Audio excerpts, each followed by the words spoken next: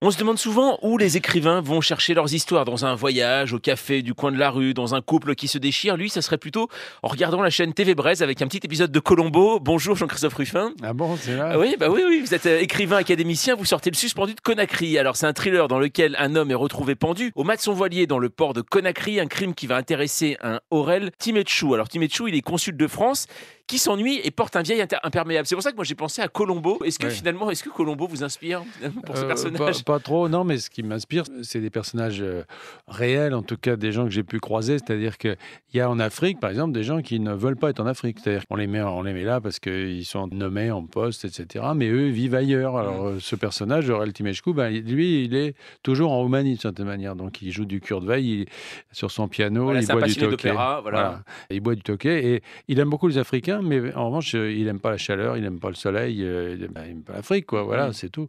Et ça, vous savez, c'est pas si rare. D'accord, il y en a donc plus qu'on peut le croire et donc qui Bah, reste ouais. habillé en effet avec ses vieux vêtements roumains en fait, c'est ça aussi? Oui, enfin, c'était une élégance, de Mittel Europa, si vous voulez. D'accord. C'est-à-dire qu'il y a voilà, et il met un point d'honneur à se démarquer, des types qui sont avec leurs tongs et leurs chemises hawaï, qui boivent du pastis, dans la marina. Vous voyez? C'est pas D'accord. ça du tout. Lui, il veut Mmh. montrer que la civilisation, c'est autre chose. Est-ce qu'on peut dire que vous revenez d'ailleurs un peu au thriller? Est-ce que c'est un genre que vous affectionnez? Parce que comme vous changez finalement souvent de genre, est-ce que le thriller, voilà, c'est quelque chose qui vous Bah, je plaît, dirais qui pas vous que c'est un tient? thriller, c'est une enquête. C'est-à-dire Mmh. que Aurel, en fait, il ne veut pas travailler, sa carrière l'intéresse pas du tout. Il est entré dans la diplomatie un peu par hasard. La seule chose qui l'intéresse, c'est pas tellement de faire condamner un coupable, ça il s'en fout, c'est éventuellement d'innocenter quelqu'un qui serait C'est accusé ça. à tort. Ça, il aime, c'est la justice, c'est ça qui l'intéresse.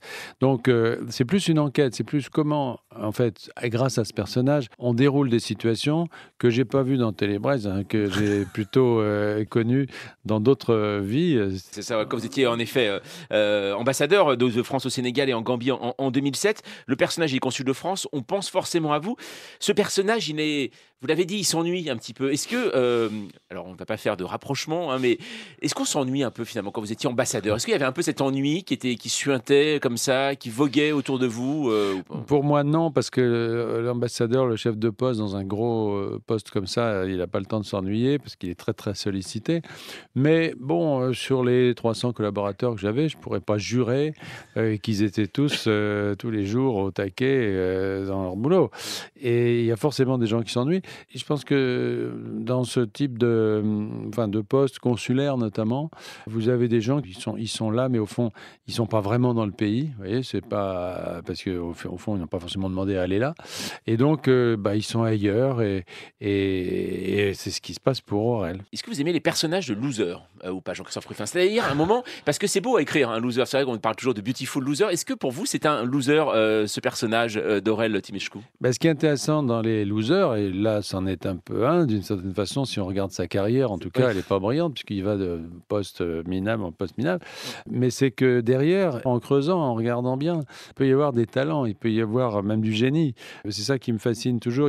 Il y a un film de Woody Allen que j'adore qui s'appelle Accord des accords. Je sais pas si vous l'avez vu, avec un espèce de loser complet, mais quand il touche une guitare, tout à coup, c'est un génie. Eh ben, j'aime ces personnages. C'est-à-dire que c'est pas le loser pour le loser, c'est quelqu'un qui, dans le talent et dans le génie, est ailleurs et pas forcément visible tout de suite. C'est marrant, il y a beaucoup de vos romans, alors pas celui-là, mais comme par exemple le dernier, Le Tour du monde aussi du roi Zyblin, qui ont un décor historique. On dit aussi de vous, vous avez une écriture classique dans le bon sens du terme.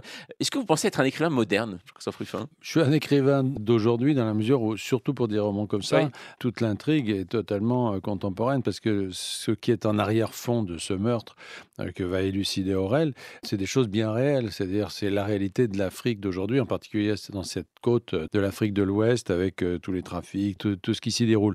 Donc, le contenu est moderne.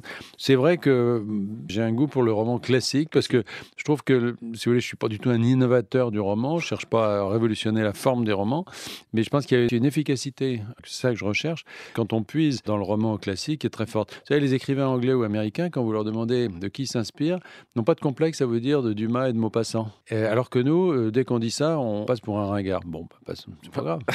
La mise à jour de Jean-Christophe Ruffin à suivre toute la journée sur France Info.